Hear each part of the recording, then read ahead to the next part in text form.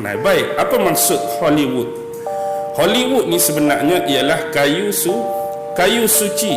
Sebenarnya kayu suci Hollywood ni dahulu dimiliki oleh salah seorang ahli penyihir terkenal. Jadi dengan kayu tersebut dia dapat menggunakan sihirnya dan memanipulasikan fikiran-fikiran minda-minda manusia agar mengikut setiap kata-kata dan arahan dia.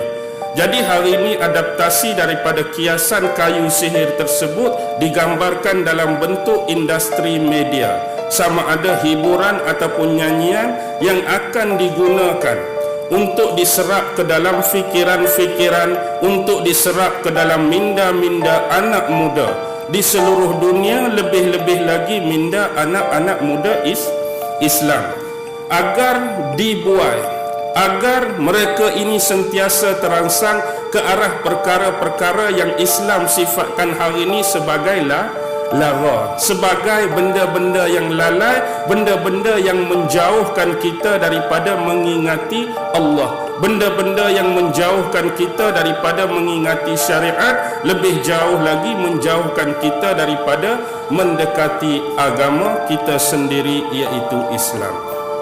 Bila sebut Hollywood tadi, maksudnya di dalamnya ada industri perfilman dan di dalamnya ada juga industri nyanyian.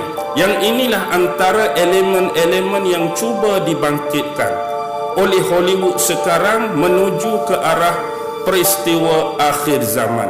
Kalau kita lihat filem-filem yang dihasilkan, nyanyian-nyanyian ataupun lagu yang dihasilkan, banyak mengandungi unsur-unsur yang diselitkan mesej-mesej tertentu, terutamanya tentang ketibaan Dajjal itu sendiri. Saya ambil beberapa contoh yang paling mudah.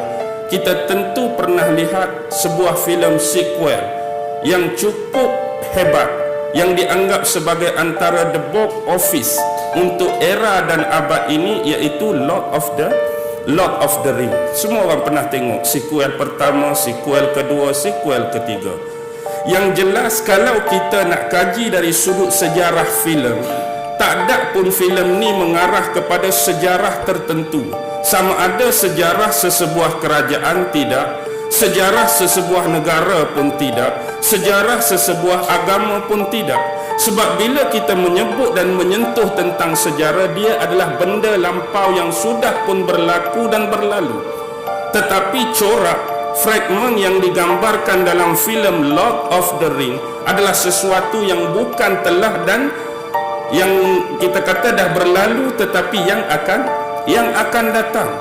Gambaran-gambaran tersebut semua dapat kita sikapi dengan baik melalui akal dan mata hati. Kalau kita jernihkan jiwa dan perasaan kita meneliti setiap plot-plot cerita yang ada, dia lebih memang banyak menjurus kepada peristiwa yang akan berlaku di penghujung akhir zaman. Kalau kita tengok gambaran dalam filem tersebut, seumpamanya markas yang dimiliki oleh Sauron yang kita namakan sebagai Mordor. Mordor ni lebih merujuk kepada apa? Pulau yang diduduki dan didiami oleh Dajjal itu sendiri. Dan di pulau ataupun kediaman Mordor ni ada satu menara. Menara ni mirip macam Burj di Dubai kan? Tapi ada satu mata. Yang ni dinamakan Sauron. Sauron itulah yang mengawal setiap aktiviti yang berlaku, sama ada dalam kumpulan dia sendiri, dan dia menerobos masuk cuba memanipulasi setiap pemikiran, setiap pegangan, setiap akidah, setiap kepercayaan, setiap keyakinan yang di luar daripada kota Mordor juga.